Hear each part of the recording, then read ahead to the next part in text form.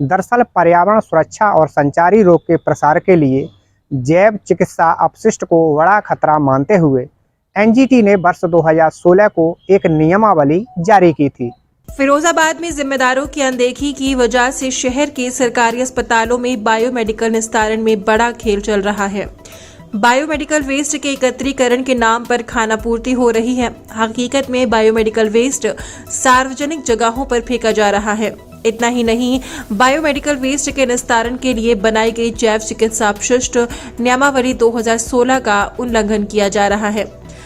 स्वायत्त शासी medical college campus और निजी चिकित्सालयों से निकलने वाले चिकित्सीय अपशिष्ट व अन्य सामग्री को खुले में आसानी से देखे जा सकते हैं, जबकि कंपनी का भुगतान पूरा किया जा रहा है। एनजीटी और सीपीसीबी यानी कि केंद्रीय प्रदूषण नियंत्रण बोर्ड बेहद गंभीर है। ये गंभीरता केवल कागजी कार्रवाई तक सीमित है। यही कारण है कि शिकोहाबाद एरिया में संचालित निजी और सरकारी चिकित्सा संसाधनों में जैव चिकित्सा अपशिष्ट प्रबंधन नियमावली यानी कि बायोमेडिकल वेस्ट मैनेजमेंट की अनदेखी की जा रही है। 2010 से पोस्टेड हूँ। मैं सीनियर टीवी लैब सुपरवाइज़र हूँ और यहाँ पर शिकोहाबाद के अलावा और भी जो तहसील हैं जैसे सरसागंज है, जसराना है, अराव है, खैरगढ़ है, ये पूरा मेरे सुपरविज़न में रहता है। यहाँ की जो भी सुविधाएं हैं, मरीजों की जांच है, टीबी मरीजों की, उसके बारे में मुझे देखना होता है, रिपोर्टिंग करनी होती है।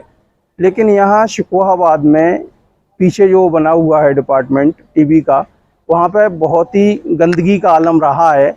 पिछले कई वर्षों से मैं प्रयासरत रहा हूँ। जिन लोगों के ये मकान हैं बाउंड्री के पीछे, उन लोगों से भी इंफॉर्मेशन दी है, मना किया है, लेकिन यहाँ गंदगी का जो सिस्टम है वो जैसा कि आप देख रहे हो वो रहता है। बरसात में क्या रहता है, यहाँ पानी भी भर जाता है। नाले की ऊंचाई अधिक है, इसका ग्राउंड फ्लोर जो हॉस्पिटल का है कैंपस का वो नीचा है, तो वहाँ से भी पानी भराव की स्थिति होती है। इसके बारे में मैंने यहाँ के जो विधायक हैं मुकेश वर्मा जी, उनसे भी रोड के लिए कहा है कि इंटरलॉकिंग हो जाए। थोड़ा मरीज भी आते हैं, परेशान होते हैं, तो उसके लिए भी मैंने प्रयास किया है कि एक ऐसा वेटिंग रूम टाइप का कुछ बन जाए जिससे मरीज आएँ तो थोड़ा सा बैठ लें। इन्फेक्शन का बहुत डर रहता है, पता नहीं रहता कि कुछ टीबी किस टाइप की है, क्योंकि जनरली टीबी जो रहती है उसके अलावा भी multi drug resistant MDR XDR जो पेशेंट्स रहते हैं उनके रखरखाव का और अलगाव थोड़ा स्थिति होना चाहिए, तो उसके लिए ज़रूरी है। बाद बाकी मैंने सफाई के लिए यहाँ के जो ईओ साहब हैं नगर पालिका में, उनसे भी संपर्क किया हुआ है, उन्हें बताया, तो उन्होंने भी कहा हुआ है कि आप हमें लिखित में दे दीजिए।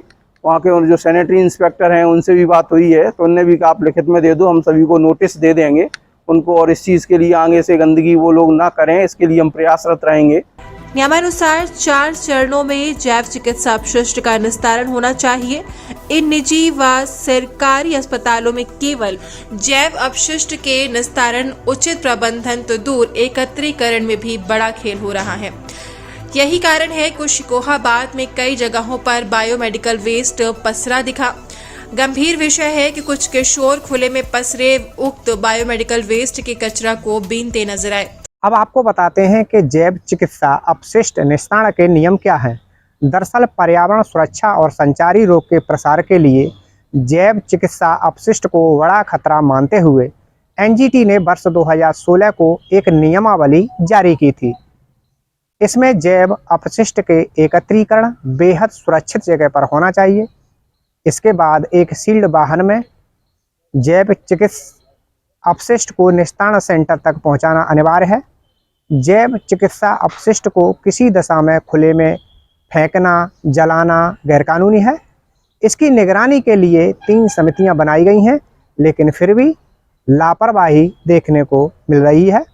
देखिए, जो हमारी बाउंड्री वाल के पीछे जो घर हैं, तो वो लोग जो है अपनी पॉलीथीन में गंदगी वगैरह भी ले करके और हमारे प्रांगण में फेंक देते हैं, और पीछे जो नाला निकल रहा है वो अधिकतर जो है अवरुद्ध रहता है। उनके कारण पानी का निरंतर प्रवाह नहीं हो पाता है, तो वो जो गंदगी है वो लौट करके हमारे प्रांगण में ही जो नाला बना हुआ है उनमें बैक फ्लो के कारण अंदर आ जाता है।